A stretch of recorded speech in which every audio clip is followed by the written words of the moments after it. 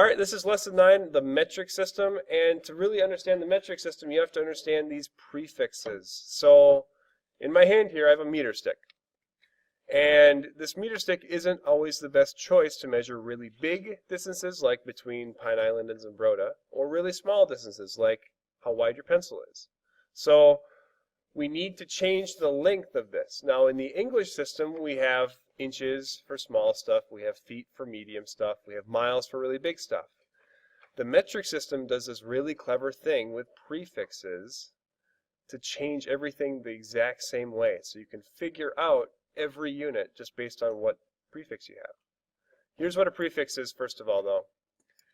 They're added to the beginning and it changes the meaning of a word. That's the general definition of a prefix. I want you to circle kilo, K, equals 1,000 in your notes, because that is going to be our first example. Okay, our first example is kilo means 1,000. So I have a meter stick in my hand, but if I want to measure something longer than just a meter, maybe I want to use a kilometer. Kilometer, and kilo means 1,000, just means 1,000 meters. So kilo means 1,000. Kilometer means 1,000 meters. The next two that you need to circle are centa and milla. So let's see how this ends up getting put together. Okay, remember kilo means 1,000, so whenever you see kilo, think 1,000. But whenever you see centa or milla, think either hundredth or thousandth.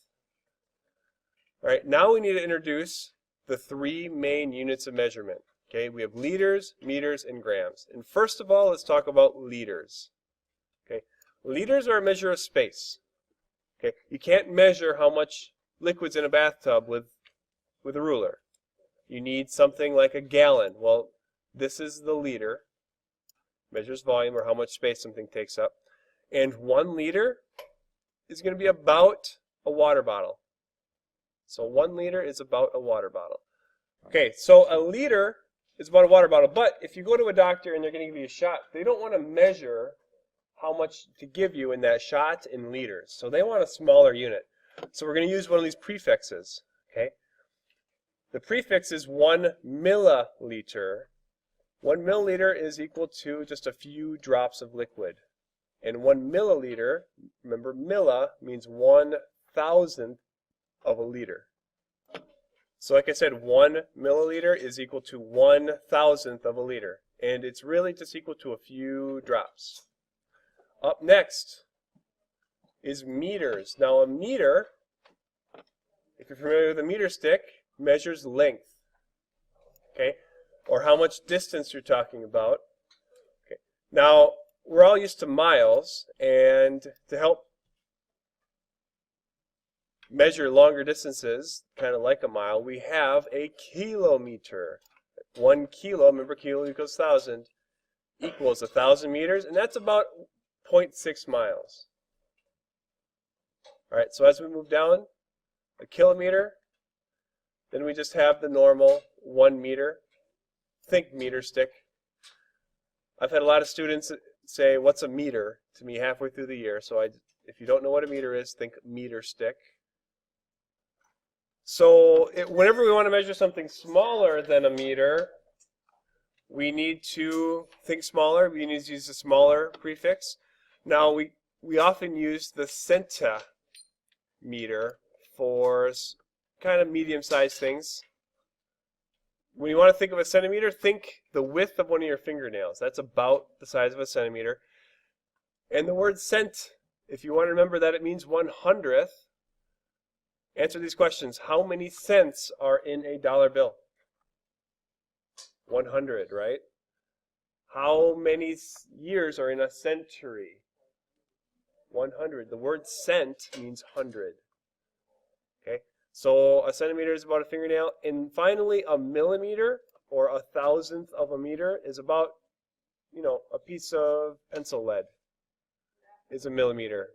Now the last category, we have liters measuring volume. We have meters measuring length. The last thing we need to measure is mass.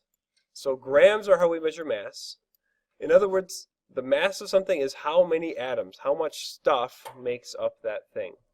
So grams are going to measure mass.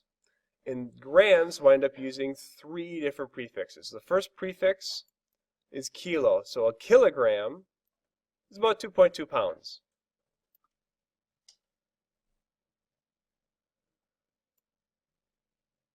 A single gram, if you were to hold it in your hand, think paperclip. A paperclip is about equal to a gram.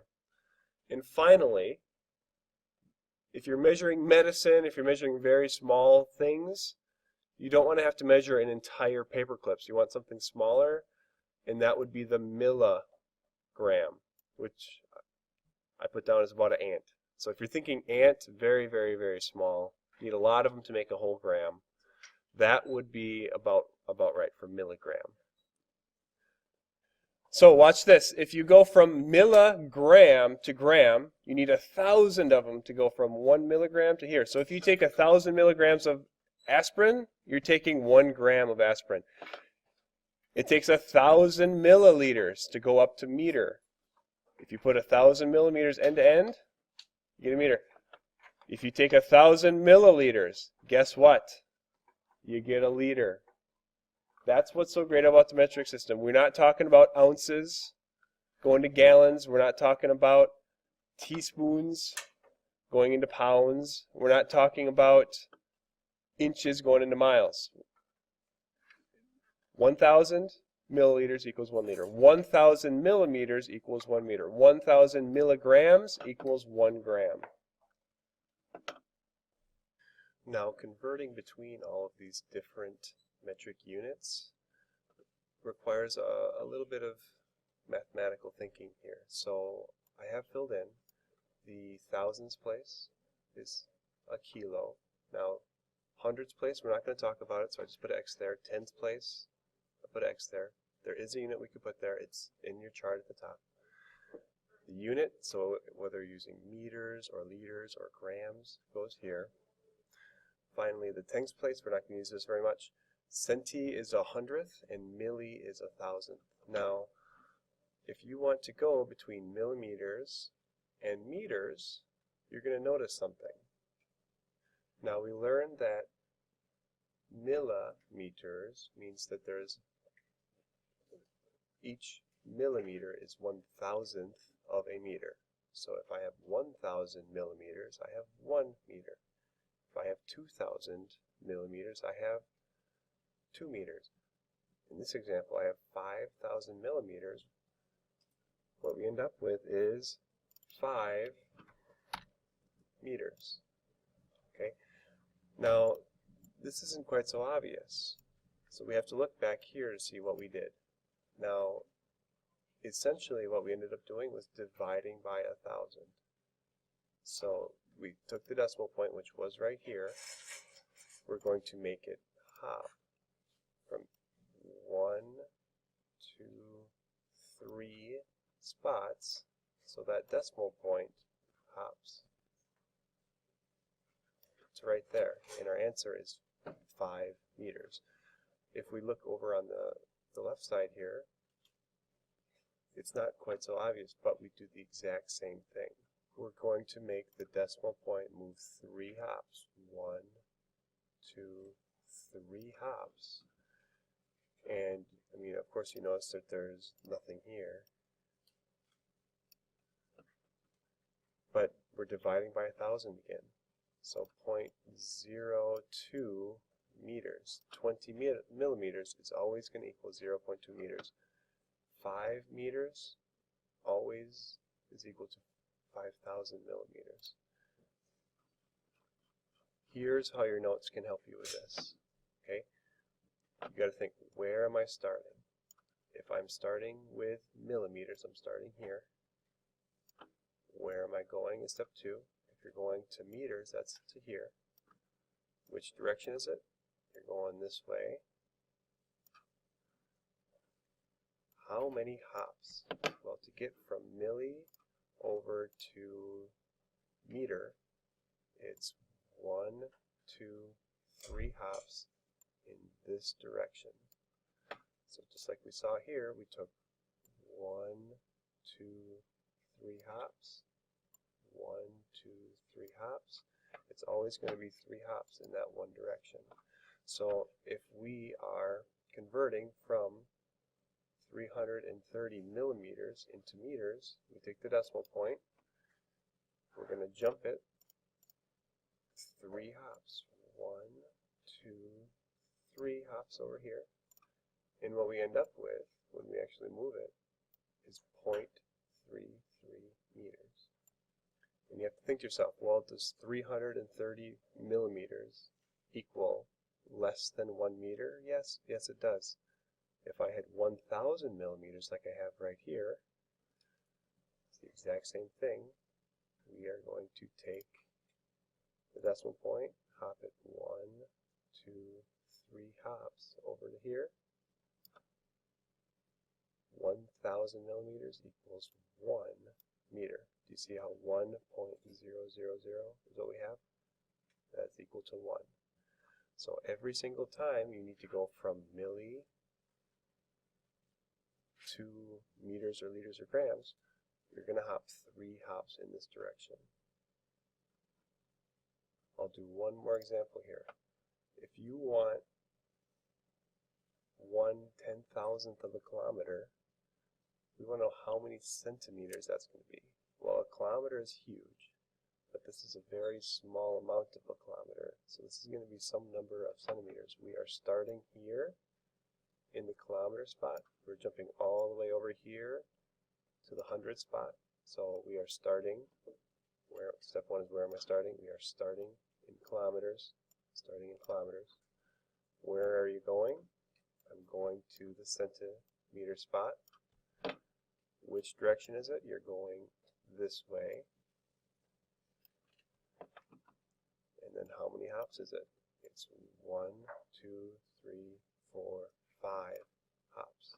So we're taking this decimal point and we're moving 1, 2, 3, 4, 5 hops. With that decimal point right there, 1 point, that's 1 centimeter. Okay. Finally, if we're going from 1 meter over to 1 centimeter, step 1. You always can start here. Where am I starting? Well, I am starting, where am I starting? I am starting here at meter. Where are you going? Going to centimeter. Which direction? I'm going to go this way. How many hops is it? 1, 2 hops. So we take the decimal point. We move it 1, 2 hops this way. Fill in any blank spots. In this case, 1 meter equals 100 centimeters. Okay, so the final point is just to notice, you always think, where am I starting? Where am I going? Which direction is it going? And I just need to take that decimal point and move it whichever way it's going in this little chart we have here.